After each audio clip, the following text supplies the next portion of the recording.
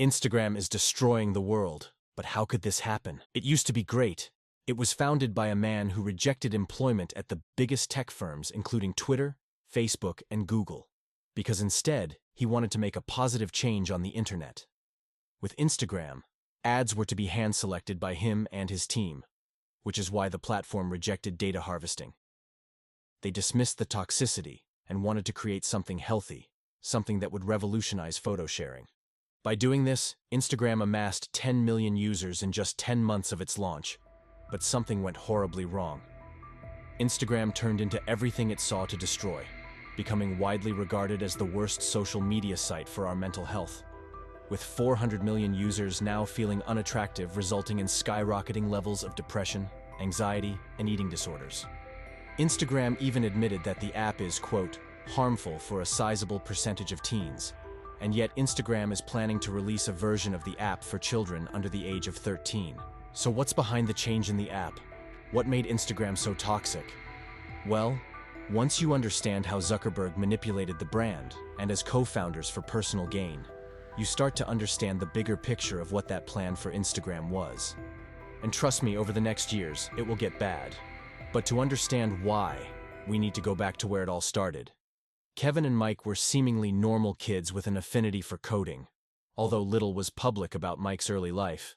Kevin, on the other hand, was particularly destined to work in tech. His parents were both from a corporate tech background, and Kevin spent much of his childhood gaming. This early interest led him to study management science and engineering at Stanford, and it was at Stanford that Kevin's sister would meet his fellow co-founder, Mike Krieger. During his studies, Kevin was exceptional, being accepted into the highly selective Mayfield Fellows program, but he would take part in an internship program at startup companies. These sorts of newfound connections in Silicon Valley also meant he would cross paths with Mark Zuckerberg. He was offered a job at Facebook but declined the offer to study photography in Italy instead. Instead of making billions, he would focus on photography.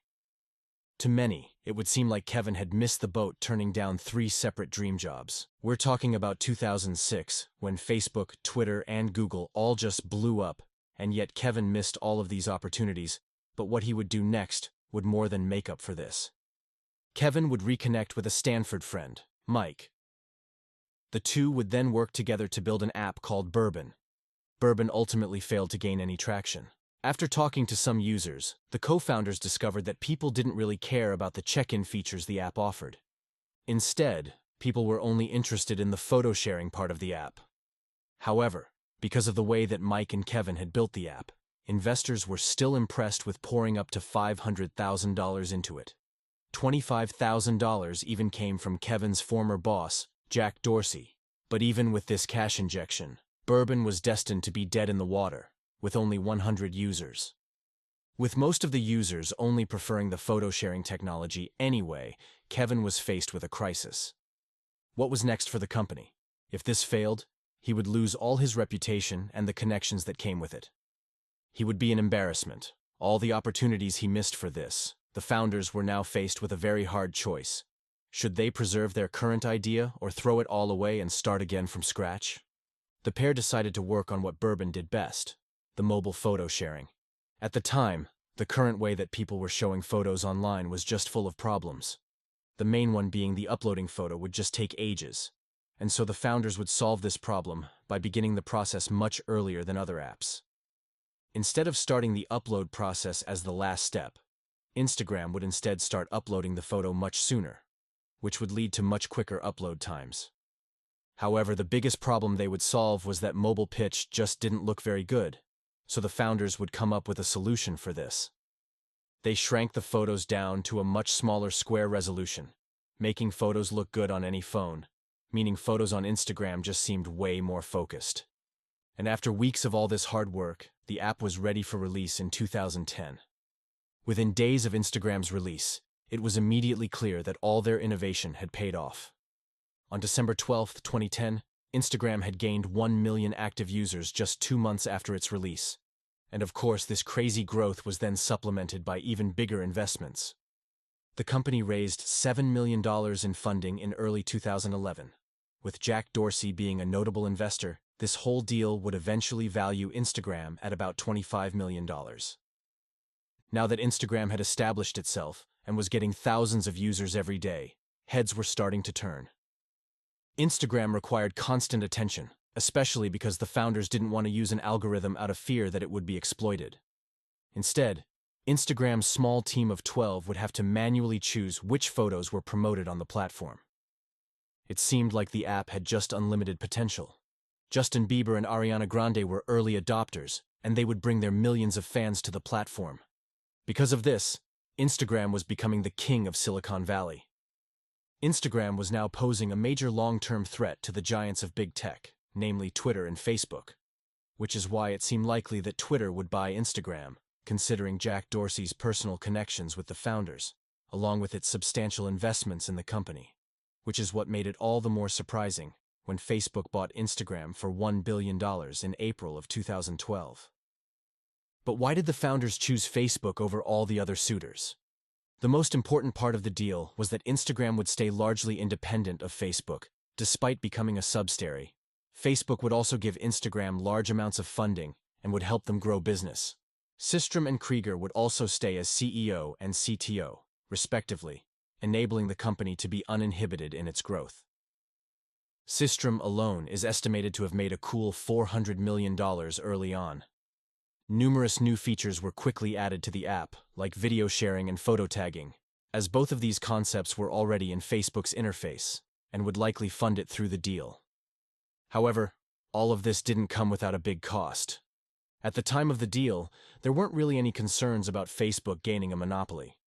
This, cover with the immense growth of Instagram, should have raised at least a few alarms. However, the regulators somehow approved the acquisition without a second thought. Legal battles are still raging to state whether Facebook has a monopoly on media, and we haven't even mentioned Facebook's ownership of WhatsApp. In years after the acquisition in 2012, Instagram's growth would only continue to grow, hitting 50 million users in just 3 weeks after the acquisition, which would then rise to 100 million less than a year after that. But with this huge growth were also huge controversies. For instance, Instagram updated its terms of service, letting it sell users' photos without paying the user or even telling them about it, which meant that Instagram now owns the millions of photos uploaded every day. Then, just a year after Instagram's release, the platform is inundated with self-advertising dealers.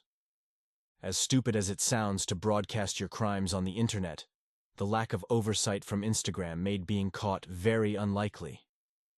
Image recognition technology was still very primitive, and Instagram had too few employees to monitor all of its millions of posts.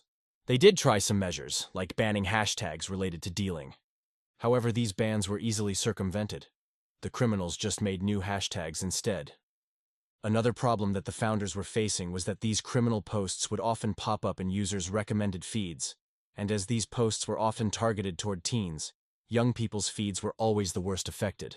The consequences of this were then documented in a Vice entry from 2021, which detailed how money launderers fish for victims through Instagram, with posts advertising fast and easy money. The Watchdog Tech Transparency Group reports that these hashtags are recommended to users as young as 13-year-olds. In testing, they found the one new teen account they made only needed 2 taps to find an account advertising Xanax. And although this is a long-term problem that's affected Instagram since its inception, these sorts of problems would just continue. And after the Facebook deal was closed, Instagram had near full autonomy to develop into a social media giant, with the founders being free to do as they want on the platform.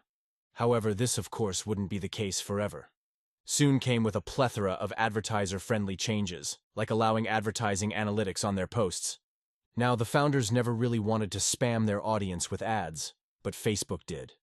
Soon conflict was brewing. Whilst it must have felt amazing to see the product you worked so hard on become a worldwide phenomenon, this newfound size would also bring its own new problem. Instagram was getting dangerously close to outshunning Facebook. It was actually getting to a point that it was threatening Mark Zuckerberg's baby, which is why other social media integration was then stripped away from Instagram, with solely Facebook being promoted instead. And in the following years, Facebook will continue to undermine Instagram's independence. Facebook began to allow lots of ugly, flashy ads that would plague the platform, not to mention compromising Facebook's algorithms. For the founders, this was unacceptable. It completely conflicted with Instagram's focus on minimalism and quality. Instagram's culture has slowly been morphing into a parody of itself. It's becoming common for people to enhance their photos in less honest ways. Photoshopping was and still is everywhere on the platform. It's become so widespread that the term Instagram reality is very widely used nowadays. There's even a subreddit dedicated to exposing it, going by the same name, and it has over 1 million subscribers. And it isn't just photoshopping, though. Instagram is full of people presenting a false, idyllic life. And if these tricks don't catapult you to Instagram fame, you can even buy a fake audience. As most of us know by now, it's incredibly easy to buy bot accounts as followers. Even celebrities do it. It's estimated that Ariana Grande has over 65 million fake followers. All these deceptions are aggregating into a massively unrealistic standard on Instagram. And the sad fact is that it doesn't really matter anymore that people are catching on to this. Even when you use the app, you understand that it's fake. It still massively affects your mindset and your mental health. If you're one of Instagram's 500 million regular users, then you'll always be bombarded with unattainable standards every single day, which leads to you subconsciously comparing your life to other people's perfect fake manufactured lives. Instagram is always rated as the worst for users' mental health.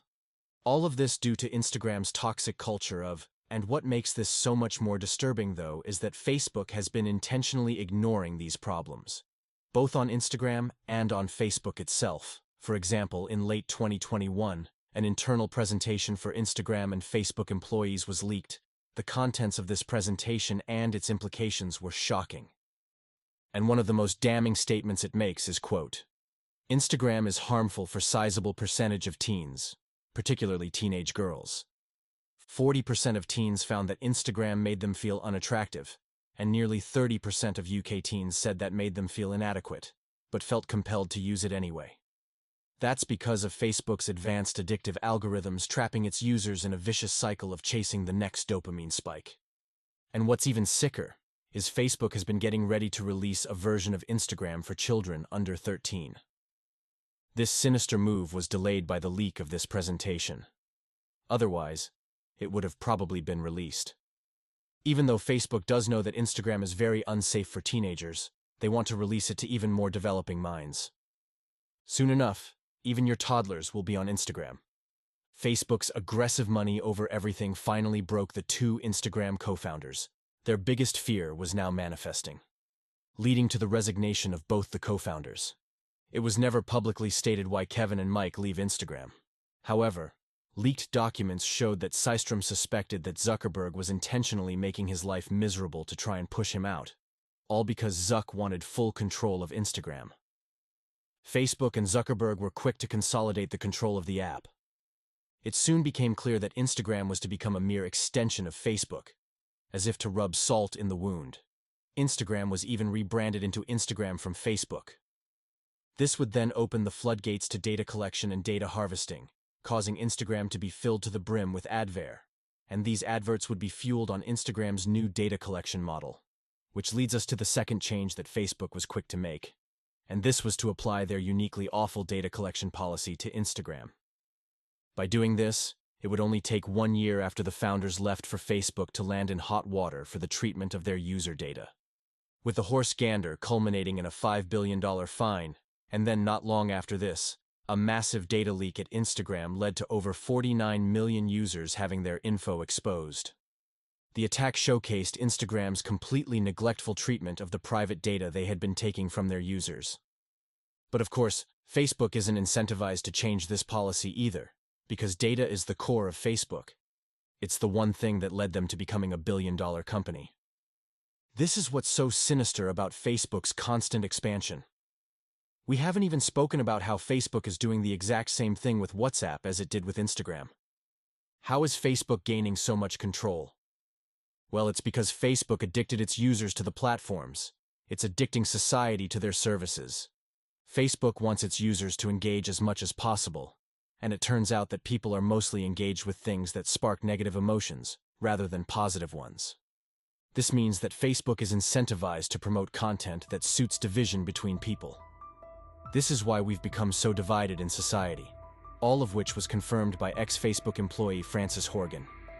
Having control over a whole digital universe will extend Facebook's control by an order of magnitude. Because not only will Facebook control your screen life, but Facebook will now have control of your entire life, your entire reality and society, which is why you can guarantee that Facebook's executives are licking their lips at the thought of further addicting the global population to their services. Because right now, Facebook's control over people is big, but it could soon become unlimited.